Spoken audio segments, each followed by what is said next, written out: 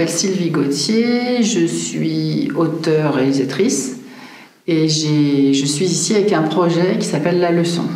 Quand j'arrive avec un projet que j'aime beaucoup, qui est assez ambitieux par rapport à mon premier film, mais j'ai envie de me battre pour ce film parce que j'ai vraiment envie de le faire, enfin c'est pas négociable on va dire. Je sens que c'est vraiment quelque chose qui est très rigoureux, voilà, qui est de toute façon une habitude qu'un auteur doit prendre, parce que écrire c'est pas que du plaisir, c'est aussi une forme de rigueur. Et donc quand on arrive avec son projet, on se dit bon, ben voilà, maintenant il faut que je sois disponible pour ça, et j'allais dire qu'on repousse toutes les autres obligations professionnelles pour être à 100% à Dream-O-Go quand on arrive. Autant nous sommes accueillis et on voit des consultants sur place qui sont des grands professionnels, tous, de différents horizons, enfin des Français, des étrangers, donc des gens qui sont habitués à lire des scénarios et qui ont une grande expérience de l'après, enfin qui savent quand même ce qu'il faut à minima pour qu'un film se fasse.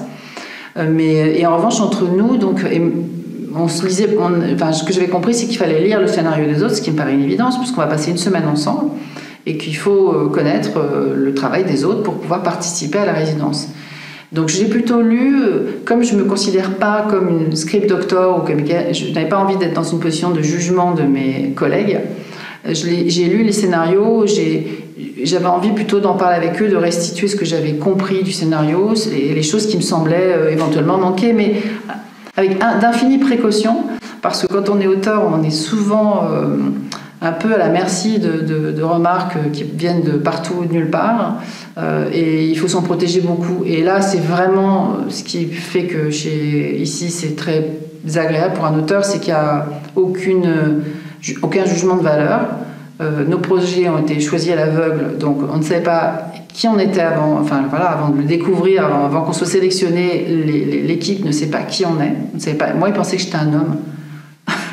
Puisque j'ai écrit un projet qui parle dont le héros est un homme, ça se passe au 19e siècle, c'est un cavalier. Et moi, je trouve ça flatteur parce que je me dis, bon, c'est bien, ça veut dire que... Bon, c'est pas si flatteur d'avoir écrit comme un homme, mais de ne pas avoir été désigné comme une femme. Et du coup, il y a moins, par exemple, souvent, les femmes, on dit, elles écrivent des choses avec délicatesse, avec tout ça. Et je trouve que là, ça disparaît dans cette lecture à l'aveugle. On se dit pas, oui, c'est normal, c'est une femme. Et ça, c'est très agréable. Donc déjà, tous ces a priori disparaissent, de classe sociale, d'origine. Et puis après, il y a le rapport avec les consultants qui, eux, font vraiment un travail. Ils essaient de comprendre ce qu'on veut faire. Ils ne nous disent pas ce qu'eux feraient à notre place. Parce qu'ils pourraient avoir envie de... Non, moi j'ai déjà rencontré des gens qui effectivement se mettent à ma place, ce qui ne donne pas toujours des bonnes choses parce qu'on ne peut pas avoir deux cerveaux fusionnels, ça ne marche pas. En l'occurrence, là c'est pas ce qui se passe, c'est qu'ils essaient de comprendre ce qu'on cherche à faire et à nous pousser à aller beaucoup plus loin, puisque dans le métier du cinéma, et c'est bien aussi, c'est pas toujours... Enfin, je veux dire, c'est bien d'avoir cette intention, je ne sais pas si elle est toujours suivie, mais... Pour arriver à faire un film ou à vendre son scénario, il faut qu'il soit le meilleur possible. On n'a vraiment pas le choix.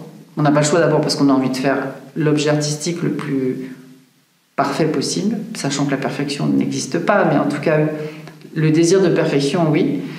Et en même temps, et puis aussi parce que le marché est tellement dur, un film ça coûte très cher, c'est normal, et il faut avancer avec des vrais arguments. Et c'est ici, je trouve Ici, on nous aide vraiment à les trouver.